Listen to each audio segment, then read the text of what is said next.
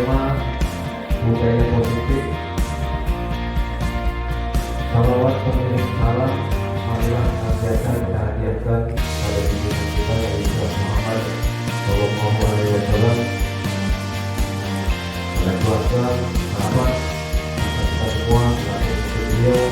Mudah-mudahan kita senantiasa mendapatkan awalan syafaat dari beliau. Baiklah Bapak Ibu Guru, pada kesempatan yang berbahagia ini izinkan kami menyampaikan tentang acara terkait budaya positif yang insya Allah nanti akan disampaikan oleh salah satu calon guru bangga yaitu Ibu Dewi Oktarina MPD. Adapun susunan acaranya yang pertama yaitu pembukaan, yang kedua sambutan dari kepala sekolah atau yang mewakili, yang ketiga penyampaian materi terkait budaya positif, dan acara yang keempat yaitu cerita jawab dan terkait rumah Indonesia. Baiklah Bapak Ibu yang insya Allah dimuliakan oleh Allah SWT, marilah untuk mengambil berkah dari rumah kegiatan kita pada pagi hari ini. Marilah acara kita dilakukan bersama-sama dengan acara yang kedua yaitu sambutan dari pihak dari kepala sekolah SMK Pesantren Guru atau yang mewakili.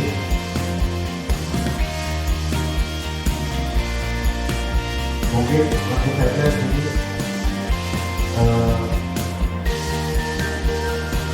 saya selaku wakil guru dan guru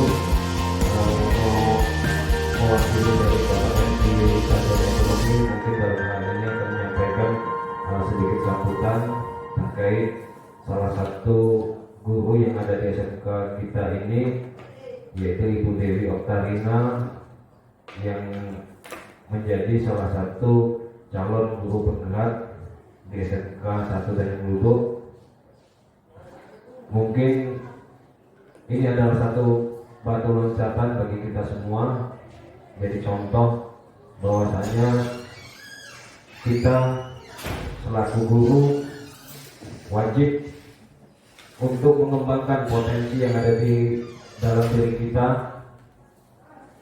wajib menerapkan prinsip pembelajaran sepanjang hayat, wajib mengupdate segala informasi baik itu pengetahuan ataupun kompetensi yang ada pada diri kita, sehingga kompetensi tersebut harapannya dapat kita sampaikan kepada anak-anak kita.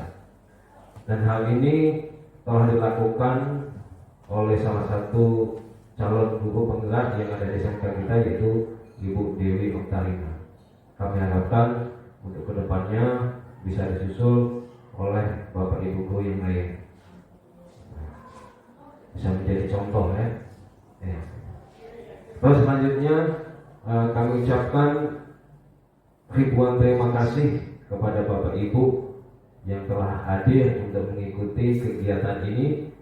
Kami harapkan kita semua dapat mengikuti kegiatan ini dengan antusias, dengan penuh semangat, sehingga pada saatnya nanti setelah acara ini ada makna-makna atau ada hal-hal positif yang dapat kita ambil dari kegiatan ini. Mungkin hanya itu saja yang dapat kami sampaikan. Sekali lagi kami ucapkan terima kasih. Saya akhiri, wabillahi taufiq wal hidayah. Wassalamualaikum warahmatullahi wabarakatuh.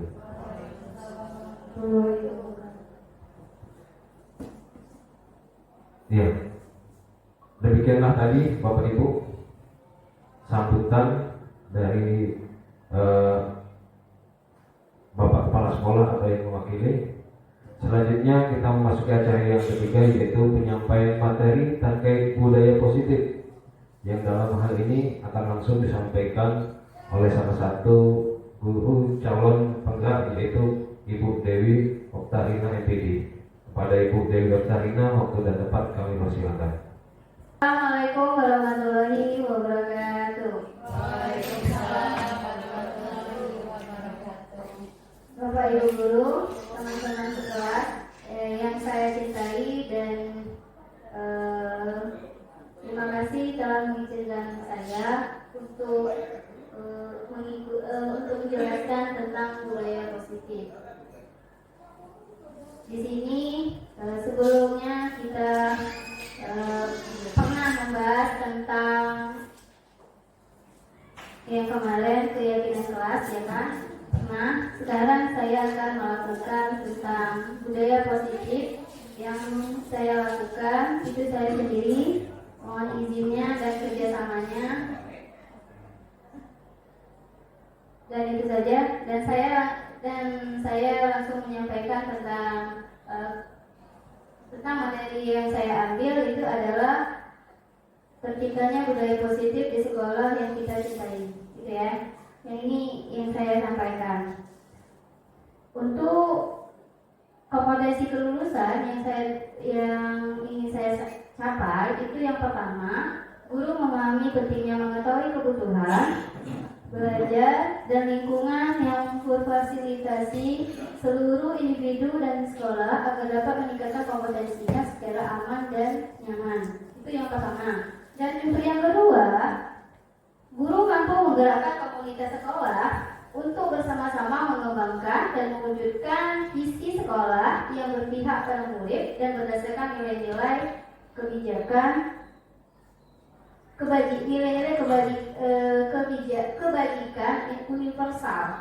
Dan untuk yang selanjutnya itu capaian pembelajaran khususnya. Yang pertama itu menjelaskan tentang konsep budaya positif yang berdasarkan pada konsep perubahan, paradigma, stimulus respon, teori kontrol, serta nilai-nilai kebijakan universal yang dijabarkan penerapannya pada modul ini. Yang kedua, menjelaskan konsep makna, disiplin, keyakinan kelas, hukuman, dan penghargaan. 5 kebutuhan dasar manusia, restitusi dengan 5 posisi kontrol guru, serta segitiga restitusi dan menerapkannya dalam ekosistem sekolah yang aman dan berpihak pada murid. Itu yang kedua. Dan untuk yang ketiga, menyusun strategi aksi nyata yang efektif dan mewujudkan kolaborasi beserta seluruh pemangku kepentingan agar tercipta budaya positif dapat mengembangkan karakter murid. Itu untuk yang keempat, menganalisis secara reflektif dan kritis penerapan budaya positif di sekolah dan mengembangkan sesuai dengan kebutuhan sosial dan murid. Selanjutnya, di sini ada 6 konsep utama budaya positif yang diambil itu mungkin ada beberapa. Yang pertama, disiplin positif dan nilai-nilai kebijakan kebajikan universal. Itu yang pertama. Dan untuk kedua, teori motivasi, hukuman, dan penghargaan restitusi. Itu yang kedua yang saya jelaskan. Yang ketiga, keyakinan kelas yang pernah saya jelaskan mungkin kepada anak-anak ya. Yang keempat, kebutuhan dasar manusia dan dunia berkualitas. Itu yang keempat. Dan itu yang kelima, posisi kontrol. Dan yang keenam, segitiga restitusi. Itu yang keenam. Jadi 6 ini saya akan saya jelaskan ya tentang konsep utama budaya positif. Nah, yang pertama yang saya jelaskan tentang disiplin positif dan nilai kebajikan universal. Nah, kalau yang ini itu adalah perubahan pembelajaran dengan paradigma baru. Artinya, pembelajaran dengan paradigma baru dirancang berdasarkan prinsip pembelajaran yang diferensiasi sehingga setiap murid belajar sesuai dengan kebutuhan dan di tahap perkembangan untuk mewujudkan profil belajar Pancasila. Tuh. Untuk selanjutnya, makna disiplin. Mungkin banyak ya makna disiplin di sini. Yang pertama dalam budaya kita, artinya disiplin sering dikaitkan dengan kata tertib, teratur atau kepatuhan pada peraturan yang ada di sekolah ya. Dan yang kedua bisa pandangan menjadi sesuatu yang dilakukan seseorang pada orang lain untuk mendapatkan kepatuhan, kita cenderung menghubungkan kata disiplin dengan ketidaknyamanan siswa. Itu yang makna disiplin. Untuk yang sebenarnya disiplin itu yang pertama, disiplin yang dimaksud adalah disiplin dari yang dapat membuat seseorang mengelola kompetensi menuju tujuan atau dinamakan tujuan mulia. Artinya sesuatu yang dihargai yang penuh makna. Nah, dan untuk yang selanjutnya disiplin itu adalah disiplin dari juga menjadi cara kita mengontrol diri atau menguasai diri dengan bertanggung jawab untuk memilih tindakan yang sesuai dengan kebijakan universal. Itu yang dinamakan disiplin. Dan selanjutnya bisa saja kalau kita sebagai pendidik itu adalah tugasnya menciptakan anak-anak memiliki disiplin yang positif sehingga mereka bisa berperilaku dengan mengacu pada nilai-nilai kebijakan universal dan memiliki motivasi intrinsik, ya, intrinsik bukan ekstrinsik, tuh, ya. Nah, untuk selanjutnya itu adalah nilai kebajikan universal. Nilai kebajikan universalnya apa? Yang pertama itu adalah nilai-nilai kebajikan adalah sifat-sifat positif manusia yang merupakan tujuan mulia. Artinya yang dicapai di setiap individu, nilai-nilai tersebut adalah bersifat universal dan lintas bahasa, suku, apa lagi kira-kira, bangsa atau agama maupun latar belakang. Itu adalah kebijakan universalnya. Dan untuk yang kedua, nilai-nilai yang merupakan payung besarnya apa? Kira-kira mungkin dari sikap atau perilaku kita. Itulah adalah kebijakan universalnya. Artinya nilai-nilai yang menjadi fondasi kita adalah dalam perilaku. Nah, itu ya. Dan selanjutnya adalah nilai kebajikan yang ingin kita capai. Setiap anak di Indonesia kan kenal dengan profil Pancasila. Apalagi di sekolah kita. Yang pertama apa? Arti beriman, bertakwa kepada Tuhan Yang Maha Esa. Dan yang kedua itu bisa saja mandiri, ya kan? Yang ada di sekolah kita, bernalar kritis, itu berkebinekaan global. Dan yang selanjutnya adalah bergotong royong, ya kan? Membuang sampah atau yang lainnya, membantu sesama, ya kan, gotong royong, ya kan? Nah, untuk kreatif, pernah kita lakukan dengan menggunakan pilih 5. Itu kreatif kan? Kreatif inovatif. Nah, dalam rangka menciptakan lingkungan yang positif, maka setiap warga sekolah itu ada pemangku kepentingannya perlu saling mendukung atau menghayati. Artinya di sini penerapan nilai kebijakannya itu adalah yang telah disepakati bersama, yaitu apa? Dalam menerapkan kebajikan nilai atau perlu yang adanya disiplin diri dari tumbuh dari motivasi internal. Itu yang ada. Selanjutnya, nah, untuk yang kedua yang kita bahas di sini adalah teori motivasi, hukuman, penghargaan, dan restitusi. Ini yang kedua. Yang kedua ini adalah motivasi perilaku manusia. Artinya, kalau yang pertama itu menjalankan motivasi itu apa? Motivasi itu adalah dorongan yang timbul pada diri seseorang secara sadar atau tidak sadar untuk melakukan suatu tindakan dengan tujuan tertentu. Itu kalau menamakan motivasi.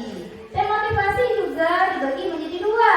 Itu apa? Yang pertama itu adalah motivasi intrinsik. Intrinsik itu dari luar. Kalau intrinsik itu dari dalam.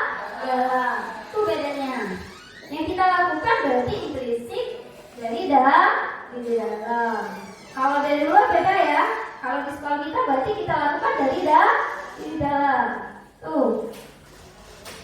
Nah, di sini ada namanya dalam bukunya buku Dina Gosen, dalam bukunya Restulik School ya, disiplin menyatakan 3 motivasi perilaku manusia. Yang pertama itu adalah untuk menghindari ketidaknyamanan atau hukuman. Artinya di sini apa yang terjadi apabila saya tidak melakukannya. Artinya, contohnya murid mengerjakan PR karena takut dihukum apabila tidak mengerjakan. Artinya siswa itu terpaksa ya kan? Ketidaknyamanan siswa itu ada termasuk dengan motivasi eksternal. Itu yang pertama, untuk menghindari ketidaknyamanan atau hukuman. Dan yang kedua, itu untuk mendapat imbalan dari orang lain atau dinamakan institusi. Nah, apa katanya? Misalkan apa yang saya dapatkan apabila saya melakukannya. Contohnya, apa kira-kira? Contohnya misalkan murid mengerjakan PR karena ingin mendapatkan pujian dari seorang guru atau teman atau pacar, ya kan? Tuh. Nah, nomor 3, untuk menghargai diri sendiri. Artinya, misalkan saya akan menjadi orang yang seperti apa apabila saya melakukannya. Contohnya, murid mengerjakan PR karena dia sadar harus bertanggung jawab terhadap tugasnya. Kayak kita dulu siswa, ada tugas. Nah, waktu dia mengerjakan tugas, kita panggil namanya. Artinya dia harus tahu kan jawabannya seperti apa. Kayak mata pelajaran matematika, dia harus tahu arahnya dapat dari mana, angka dari mana. Nah, seperti itu. Berarti dia harus tanggung jawab. Tuh. Selanjutnya, hukuman atau konsekuensi. Nah, hukuman dan konsekuensi. Nah, yang pertama di situ ada namanya saat terjadi pelanggaran terhadap keyakinan kelas atau sekolah, tentu terjadi tindakan penegakan terhadap keyakinan kelas atau sekolah. Artinya, umumnya tindakan tersebut berupa hukuman atau konsekuensi. Nah, hukuman bersifat menyakitkan, tidak nyaman, biasanya spontan ya kan? Murid takut, memaksa, apalagi murid membenci peraturan, kan kita ada buat peraturan ya kan? Murid menjadi rendah di diri, konsep diri yang buruk tuh ya. Nah, untuk konsekuensinya apa? Konsekuensinya bersifat mengkontrol murid dengan penguatan positif. Nah, penguatan positif bagaimana? Mendorong kepatuhan. Murid akan menghormati peraturan. Itu konsep diri yang baik. Ini yang dinamakan. Namun hukuman pasalnya masih bersifat eksternal, eksternal di sini. Kalau masalah hukuman dan konsekuensi masih bersifat eksternal. Nah, untuk restitusinya itu adalah proses menciptakan kondisi bagi murid untuk memperbaiki kesalahan mereka sehingga mereka bisa kembali pada kelompok mereka dengan karakter yang lebih kuat. Restitusi juga merupakan proses kolaboratif yang mengajarkan murid untuk mencari solusi untuk masalah mereka dan membantu murid berpikir tentang orang-orang seperti apa yang mereka ingin menjadi, misalkan tujuan mulianya, dan bagaimana mereka harus memperlakukan orang lain. Itu kalau menurut Gosen tadi 2004. Nah, untuk ciri-ciri restitusinya, yang pertama, bukan untuk menebus kesalahan, namun untuk belajar dari kesalahan. Itu ciri-cirinya. Ciri-ciri yang kedua, memperbaiki hubungan. Dan untuk yang 3,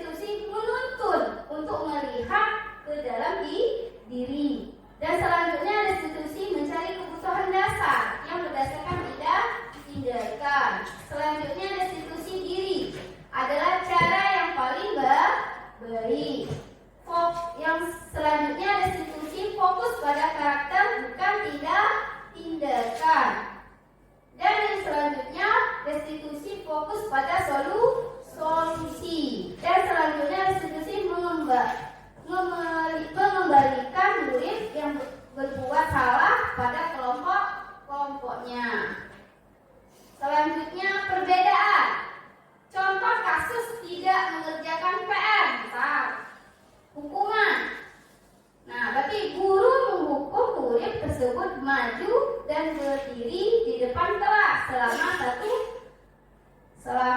satu jam pelajaran, misal, gitu ya. Konsekuensinya apa? Guru memberikan konsekuensi yang telah disepakati. Misal, murid mengerjakan PR-nya saat jam istirahat. Nah, restitusinya apa? Berarti guru menanyakan alasan tidak mengerjakan PR, menanyakan keyakinan kelasnya atau kesepakatan kelas. Apakah sudah ada sebelumnya yang dilarang dan membantu murid menyelesaikan masalah. Itu contohnya. Ada lagi contohnya itu tentang yang kemarin yang saya lakukan itu tentang terlambat sekolah, siswa terlambat dalam jam pelajaran. Mencari bukunya apa? Dan di dalam kesepakatan kelas kan sudah ada yang namanya tidak boleh terlambat, ya kan? Konsekuensi apa? Memberi hukuman, ya kan? Tapi di sini jangan diberi hukuman untuk siswa. Nah, untuk dihukum oleh penghargaan. Nah, selanjutnya di sini dihukum oleh penghargaan. Artinya memberi penghargaan nilainya sama dengan menghukum seseorang. Selanjutnya, nah, pengaruh jangka pendek dan jangka panjang. Yang pertama apa? Jika diberikan dalam jangka waktu yang lama terus-menerus, maka anak akan kehilangan motivasi intrinsik. Berarti intrinsik itu dari di dalamnya tadi ya. Nah, untuk penghargaan tidak efektif. Jika anak mengharap penghargaan dan tidak mendapatkannya, maka ia akan kecewa, tidak berusaha sekeras sebelumnya. Nah, untuk penghargaan merusak hubungan. Berarti jika anak diberikan penghargaan atau dipuji di depan orang banyak, maka yang lain akan merasa iri. Misal hanya dia yang dipuji, ya kan?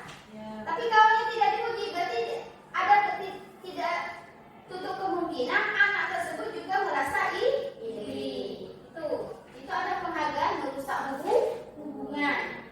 Selanjutnya, penghargaan mematikan kreativitas. Itu apa? Penelitian menunjukkan bahwa pekerjaan menjadi kurang kreatif bila dijanjikan hadiah atau penghargaan. Karena fokus utama adalah memperoleh penghargaan, bukan mendapatkan hasil yang terbaik. Kayak kita memberikan penghargaan kepada siswa saat belajar. Siapa yang disiapkan di sini? Siapa yang mau menjawab pertanyaan ini? Dia akan mendapatkan. Berarti mereka berlomba-lomba untuk mendapatkan penghargaan. Nah, yang selanjutnya yang kelima itu adalah penghargaan menghukum. Penghargaan hukum adalah menghukum mereka yang tidak mendapatkan penghargaan. Contohnya sistem ranking, misalkan ya, sistem ranking. Anak yang mendapatkan ranking kedua akan merasa paling dihukum. Itu ya. Nah, selanjutnya adalah penghargaan mematikan motivasi intrinsik. Artinya di sini saat anak-anak bangga dan gembira terhadap pencapaian, maka sebenarnya ia sudah mendapatkan penghargaan alamiah. Apabila kita memberikan penghargaan lain, maka kita akan mengambil kegembiraan alami saat itu dan mematikan motivasi intrinsik. Sedangkan intrinsik tadi kan di dalam untuk terus mengekspor pencapaiannya. Artinya di sini ada intrinsik dalam untuk mengekspor. Oke, nomor 3 itu ya adalah yang kita bahas itu keyakinan kelas.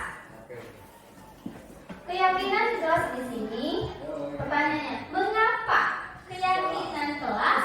Mengapa tidak peraturan kelas? Kira-kira kenapa? Apa alasannya? Mengapa keyakinan kelas? Mengapa tidak peraturan kelas? Pertanyaannya. Kira-kira kenapa? Tidak tahu. Rizky Maulida ya.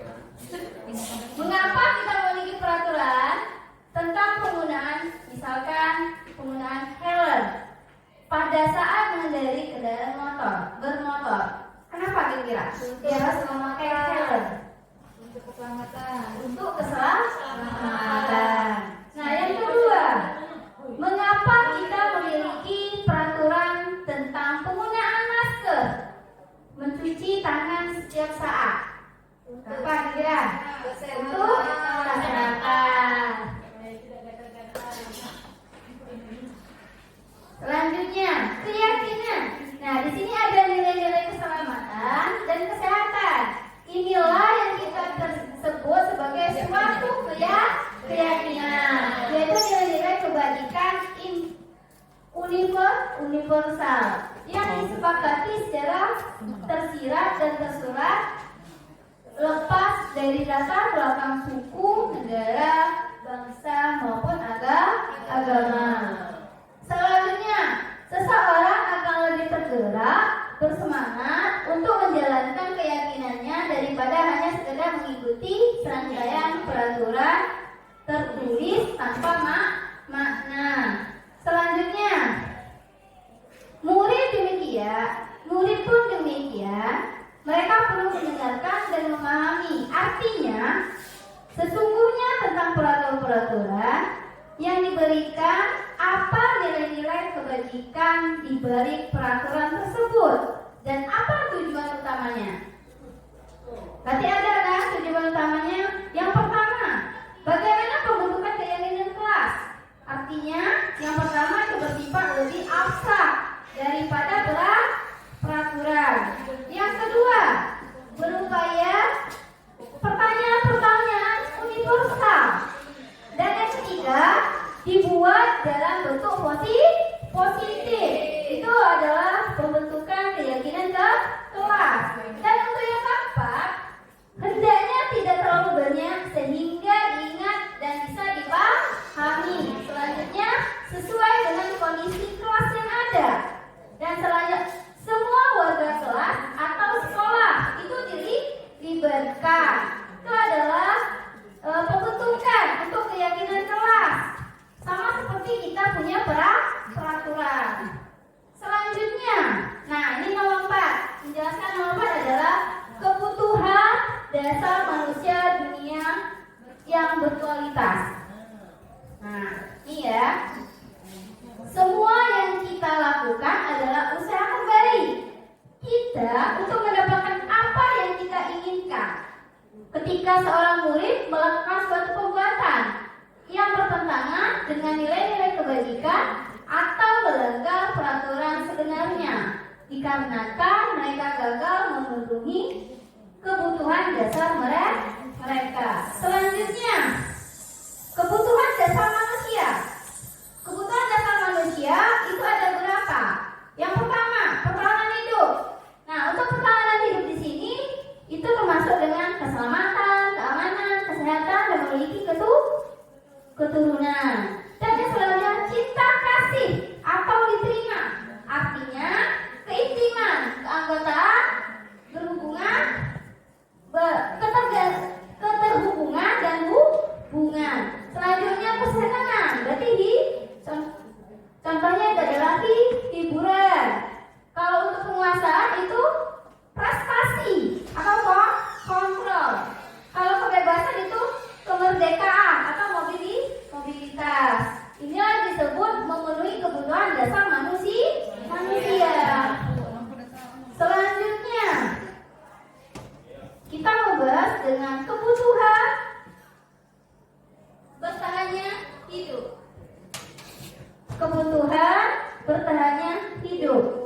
Kalau kebutuhan bertahan hidup adalah kebutuhan yang bersifat psikologis. Untuk bertahan hidup misalkan untuk kesehatan, ya, rumah, dan makanan. Untuk biologisnya itu sebagai apa? Proses reproduksi termasuk kebutuhan tetap bertahan hidup. Selanjutnya membahas tentang kasih sayang, rasa diterima.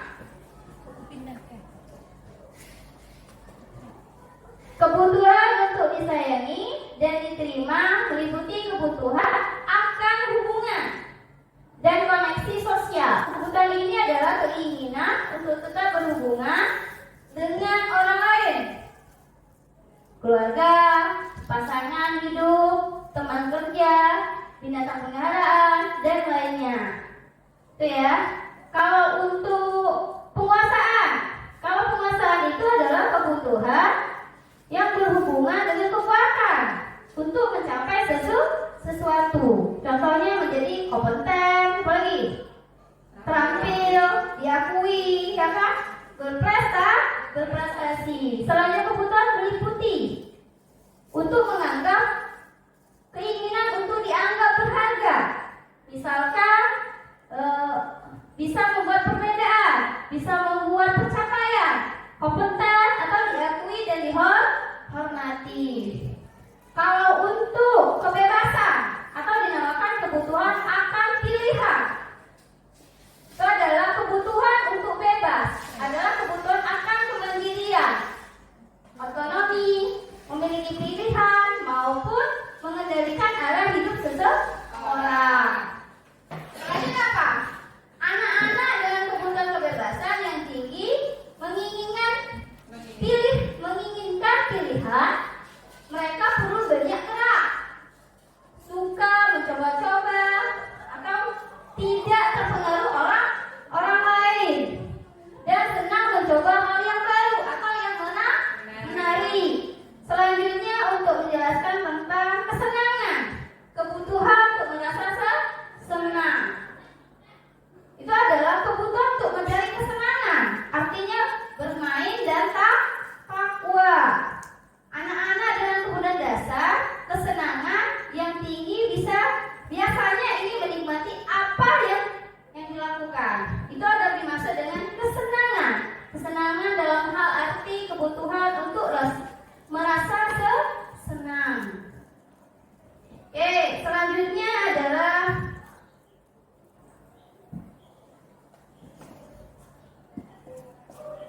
yang kelima adalah posisi kontrol. Kalau posisi kontrol sini itu ada 5, itu menghukum, penghukum. Yang kedua, membuat rasa bersalah. Yang ketiga, teman. Yang keempat, pemantau. Yang kelima itu adalah manajemen. Ini adalah posisi kontrolnya. Ada 5 tahap. Untuk posisi penghukum, yang pertama, posisi penghukum itu adalah seorang penghukum bisa menggunakan hukuman fisik maupun verbal. Pada posisi ini senantiasa mengatakan bahwa sekolah memerlukan sistem atau alat yang dapat lebih menekankan murid lebih dalam lagi. Guru-guru yang menerapkan posisi penghukum akan selalu berkata, kamu selalu saja salah, ya kan? Kita kalau ngomong kamu selalu saja salah, atau pasti selalu yang terakhir selesai, ya kan? Seperti itu penghukumannya ya. Selanjutnya ciri-ciri dan dampak posisi kontrol penghukum. Nih ciri-cirinya, nada suara tinggi, ya kan? Kebiasaan kita adalah tinggi suaranya, ya kan? Bahasa tubuh kita terlalu mungkin, ya kan? Bahasa kita ya.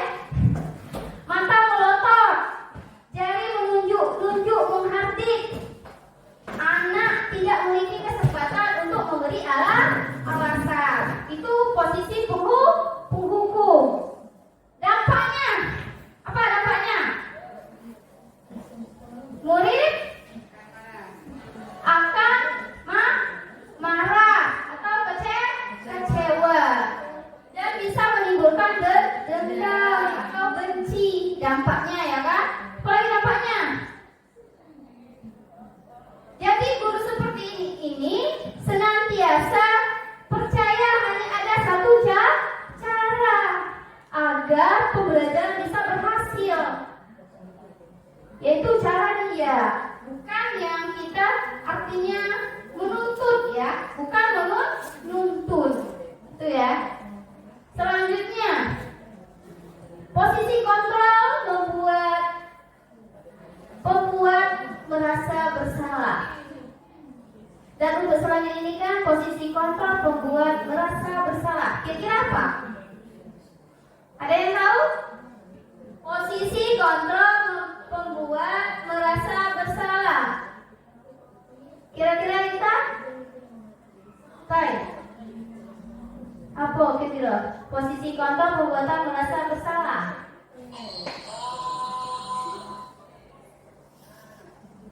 Bersuara lembut. Ya. Guru bersuara lembut. Pembuat merasa bersalah akan menggunakan keheningan atau untuk membuat orang lain merasa tidak nyaman, bersalah atau rendah diri. Selanjutnya, kata-kata yang sering kita ucapkan. Ibu kecewa sekali dengan kamu, ya kan? Iya. Apalagi gitu, berapa kali Bapak harus memberitahukan kamu ya? Itu kalau kita sering kali yang kita keluarkan ya kata-kata. Gimana coba? Kalau keluar orang tua, keluar orang tua, kamu tahu kamu berbuat begini, ya kan? Sering itu yang kita alami, ya kan? Ini dinamakan posisi kontrol perbuatan merasa bersalah. Selanjutnya, apa yang ditanyakan? Posisi kontrol pembuat merasa bersalah. Ada? Lanjut ya. Selanjutnya, ciri-ciri dampak posisi kontrol perbuatan merasa bersalah. Ciri-cirinya, nada suara memelas atau halus, apalagi sedih, apalagi bahasa tubuh ya. Bahasa tubuhnya merapat badannya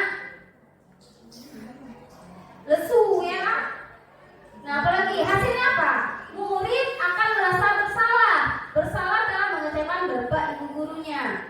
Tahu murid akan merasa menjadi orang yang gagal dan tidak sanggup membahagiakan orang lain. Kadangkala sikap seperti inilah lebih berbahaya dari sikap penghukum. Karena emosi akan tertanam rapat di dalam murid, menahan perasaan, ya kan? Kalau posisi kontrol perbuatan merasa bersalah. Tidak seperti posisi penghukum, di mana anak bisa menumpahkan amarahnya, ya kan? Walaupun dengan cara negatif. Itu bedanya. Kalau murid tertekan, sepertinya yang tiba-tiba meletus amarahnya dan biasanya menyakiti dirinya sendiri atau orang lain. Tuh ciri-cirinya ya. Yang ketiga, posisi kontrol teman. Artinya di sini adalah posisi ini guru tidak menyakiti murid, namun akan tetapi berupaya mengontrol murid melalui persesuaian ya, atau dengan melalui persuasi ya. Guru di posisi teman menggunakan hubungan baik dan humor untuk mempengaruhi seseorang. Mereka akan berkata, apa? Ayo, bantuan demi bapaknya, gitu ya. Ayo ingat, tidak bantuan bapak selama ini.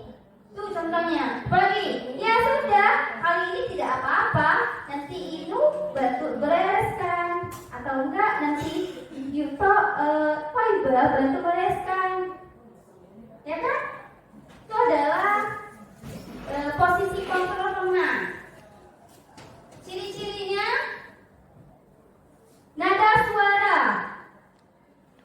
ramah, akrab, dan bercanda. Untuk hasilnya, murid akan merasa senang atau akrab dengan guru. Dampaknya apa? Dampak positif. Untuk dampak negatifnya, itu murid menjadi terganggu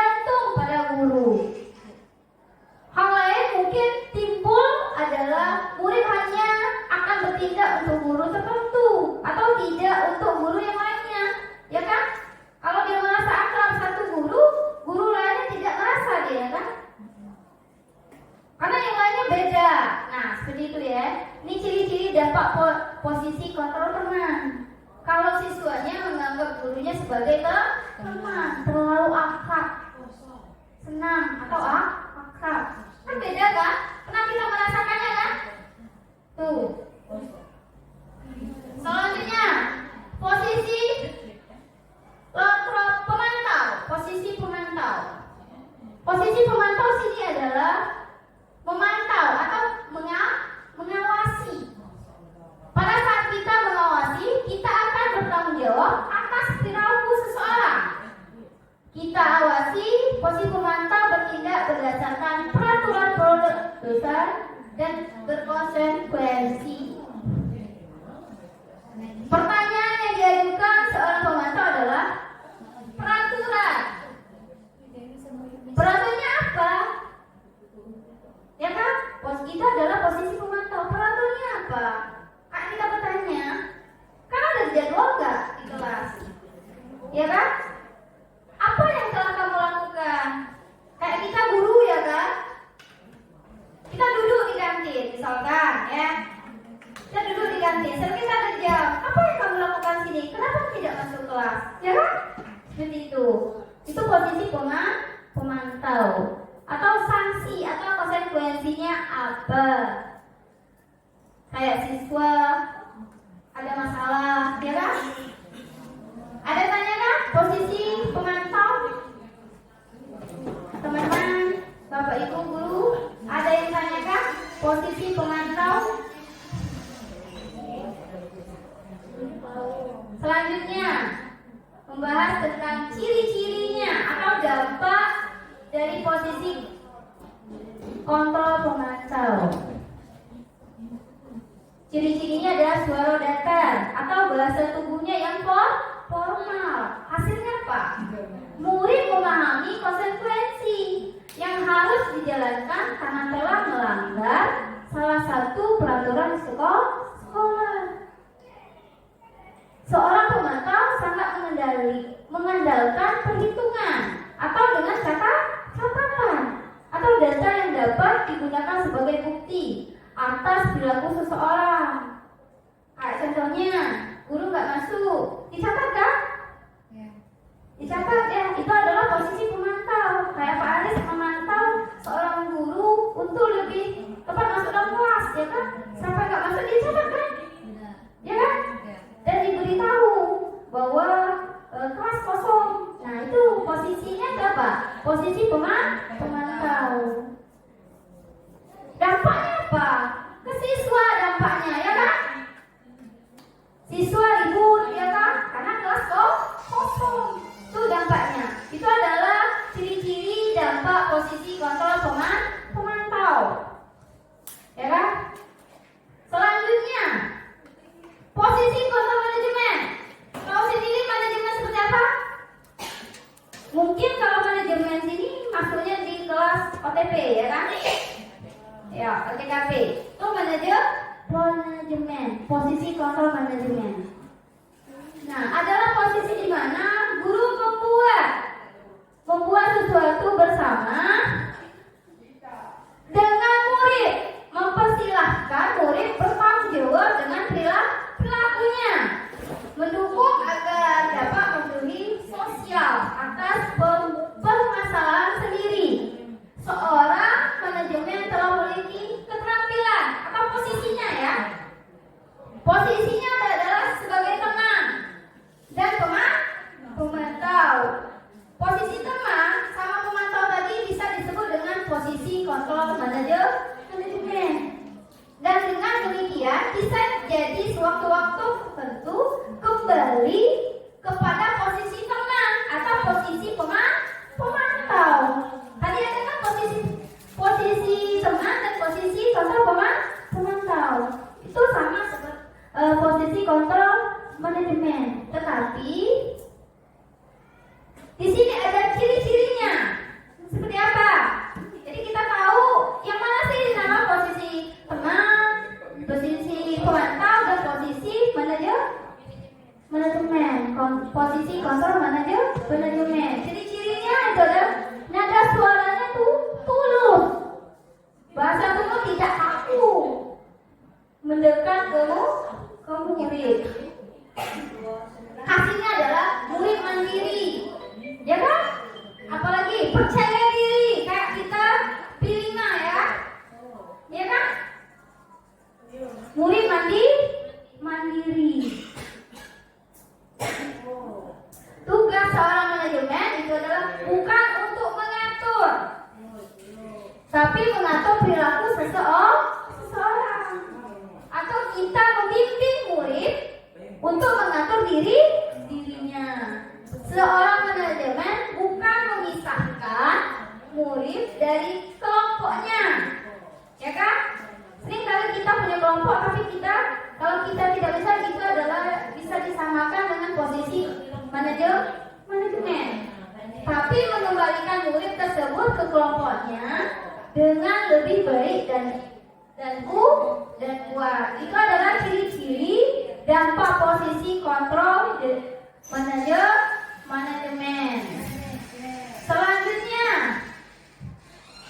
segitiga restitusi. Nah, ini yang sering keluar, yang kita alami. Segitiga restitusi. Nah, segitiga restitusi itu ada tahap. Yang pertama itu adalah menstabilisasi identitas. Ya kan? Menstabilisasi identitas. Iya. Yang kedua, validasi. Atau namakan validasi tindakan yang salah. Nih, tindakan yang salah. Kalau yang ini adalah yang ketiga, itu adalah menanyakan keyakinan. Sama kita pembuatan keyakinan kelas tadi. Posisi segitiga restitusi. Nah, kalau posisi restitusi itu adalah kalau untuk validasi tindakan yang salah, itu bisa kita tentukan. Kamu tentu punya alasan mengapa melakukannya, ya kan? Adakah cara yang lebih efektif untuk mendapatkan apa yang kamu butuhkan? Itu adalah validasi tindakan yang salah. Kalau menstabilisasi identitas, yang pertama, setiap orang ngerti, setiap orang pasti pernah melakukan kesalahan. Itu kata-kata yang bisa keluar. Misalkan anak pelanggan, misalkan. Nah, nanti setiap orang, ibu juga pernah merasakan apa yang kamu lakukan, pernah ibu yang merasakan, ya kan? Itu adalah dinamakan stabilisasi identitas. Kamu bukan salah satunya yang pernah melakukan ini. Itu adalah termasuk dengan menstabilisasi identitas. Dan untuk yang ketiga, menanyakan keyakinan. Keyakinan kelas yang telah kita sepakati apa? Pasti ada keyakinan kelas kita. Misalkan tidak boleh datang terlambat, tidak boleh tidur di kelas, ya kan? Itu keyakinan. Sebelum kita mulai itu anak, pasti ada keyakinan untuk kita ya. Apa namanya? Kalau biasanya kita buat peraturan ya, peraturan ke kelas. Kita sebagai misalkan kita sebagai wali kelas, pasti kita punya peraturan masing-masing, ya kan? Mungkin peraturan di sini bisa dinamakan dengan keyakinan kelas atau dinamakan kesepakatan ke kelas. Atau namanya kalau menanyakan keyakinan itu, kamu ingin menjadi orang yang seperti apa? Nah, itu dinamakan menanyakan keyakinan. Selanjutnya, tahapan segitiga restitusi. Yang pertama tadi sudah saya sebut, menstabilkan identitas. Yang kedua, validasi tindakan yang salah. Yang ketiga, menanyakan keyakinan. Selanjutnya, menstabilkan identitas. Bagian dasar dari segitiga bertujuan untuk mengubah identitas anak dari orang yang gagal karena melakukan kesalahan menjadi orang yang sukses. Dan selanjutnya, kalau kita ingin menjadi efektif, maka kita harus meyakinkan si anak. Dengan meyakinkan si anak dengan mengucapkan kalimat-kalimat ini. Misalkan, berbuat salah itu tidak apa-apa. Tidak ada manusia yang sempurna. Kita bisa menyelesaikan ini. Kamu berhak merasa begitu. Itu adalah menstabiliskan identitas. Selanjutnya, validasi validasi tindakan yang salah. Validasi tindakan yang salah itu adalah kalau menurut kontrol, semua tindakan manusia, baik buruk pasti memiliki maksud dan tujuan tertentu. Seorang guru yang memahami teori kontrol pasti akan mengubah pandangan dari teori stimulus respons ke berpikir proaktif yang mengenali tujuan setiap tindakan. Kalimat dua ini yang bisa dipakai. Yang pertama, padahal kamu bisa melakukan yang lebih buruk dari ini ya. Kamu punya alasan mengapa melakukan itu. Apalagi, kamu patut bangga pada dirimu sendiri. Karena kamu telah melindungi suatu yang pasti, yang penting buatmu. Mungkin itu saja yang saya sampaikan. Lebih kurangnya saya mohon maaf. Kalau memang ada yang ditanyakan boleh. Di sini ada sesi pertanyaan. Ada yang ditanyakan sebelum kita akhiri? Wabillahi taufiq wal hidayah. Wassalamualaikum warahmatullahi wabarakatuh.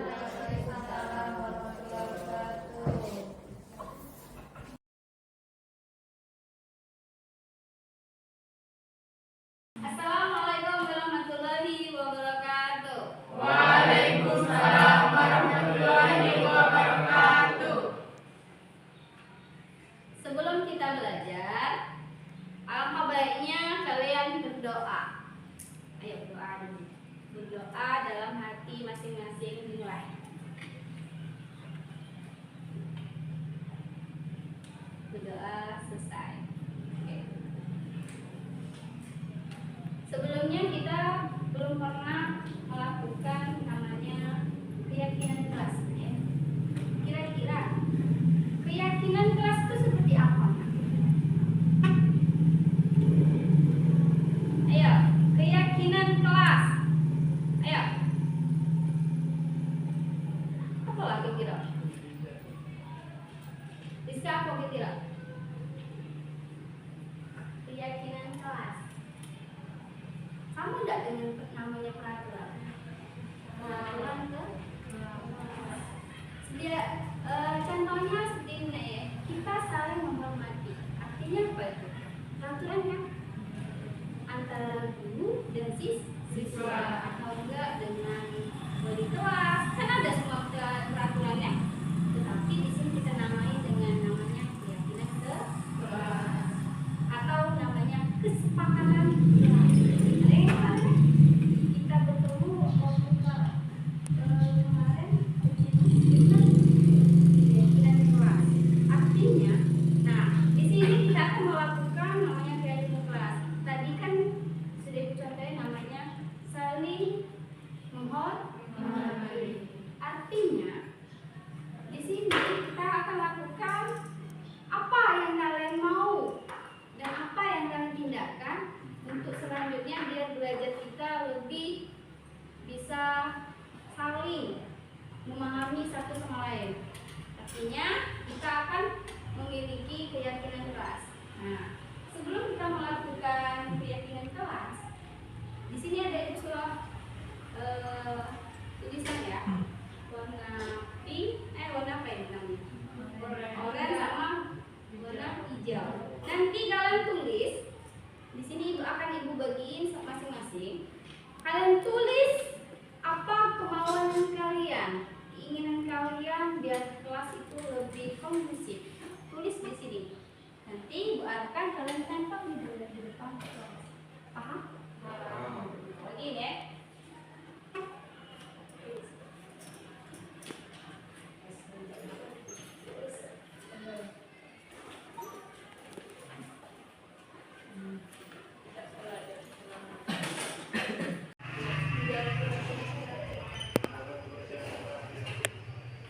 Gimana nak?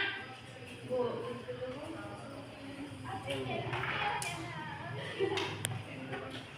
Jen. Gimana nak? Dulu. Kesepakatan kelas atau keyakinan kelas. Kalau sudah silakan tempel di depan. Ini ya. Tolong tulis, tempel. Nanti kita disahkan.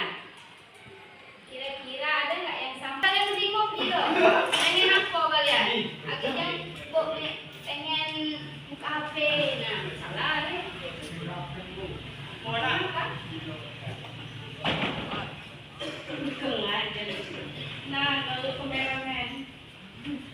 Wih, kebalik nak. Apa yang kebalik? Pikir, tempel sini. Oi, dah. Ini kebalik. No, ni agak ini lah ni dah Batin di sini lah. Nah, mungkin ini. Mohon.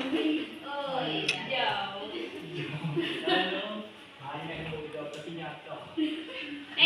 Kita bisa ya. Saling peduli, menghargai, membantu sama lain. Maksudnya kita apa ini?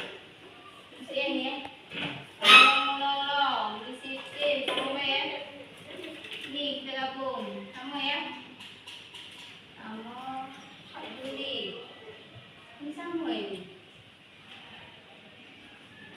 Mengembang kemandirian ya. Mengembang kemandirian maksudnya apa? Mengembangkan kemandirian. Coba nih Mengembangkan kemandirian. Tidak tahu. Mandiri itu apa? Berarti kamu, adik ibu nyuruh ada soal, kamu mengembangnya gitu. Pikir dulu namanya. Saling menghargai, berarti saling tolong menolong sama ya. Oke, disiplin. Nah, itu ya. Kalau sama susah. Ini mengembangkan tak nyambung ya. Berani mengungkapkan pendapat, berarti bertanya ya. Ini dapat. Ini kita harus wajib ya. Nanti ada pertanyaan minggu depan. Kerjasama dalam mengerjakan tugas kelas. Masuk. Ini masuk ini ya. Mengapa lah? Ini juga masuk. Sayangnya ini makin mata ya. Menjaga kebersihan. Tuh, saling membantu, berkomunikasi. Saling tolong menolong, komunikasi kita sama baik kan? Mirip kan? Tak kalian sama berarti, cuma beda bahasa. Ini apa ini? Tempat waktu, berarti tidak boleh telat ya? Nah. Wah, kalau dia telat apa? Ada hukumannya tak? Ada. Kita sepakati dulu. Belajar dengan serius. Oke. Berarti kalau tidak serius apa? Usaha yang terbaik. Ada nyambung ini ya. Saling menghargai. Ini apa ya?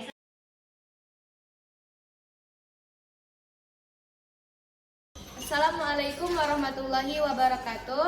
Sebelumnya, perkenalkan nama saya Rizka Prawita. Saya dari kelas 12 OTKP.